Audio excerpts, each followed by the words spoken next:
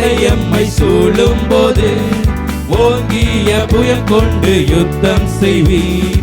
எதிரியின் படையம்மை சூழும் போது ஓங்கிய புயல் கண்டு யுத்தம் செய்தீர்.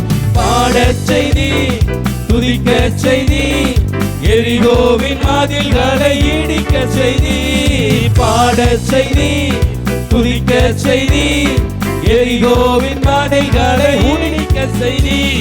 நீர் மாத்திரமே, நீர் மாத்திரமே, நீர் மாத்திரமே எங்கள் சொந்தமானீர். உம்மை ஆராதிப்போம், ஆர்ப்பரிப்போம், உன் நாமத்தினால் என்று ஜெயமெடுப்போம். இஸ்ரவேலின் துதிகளில் வாசம் செய்யும் எங்கள் தேவன் நீர் பரிசுத்தரே.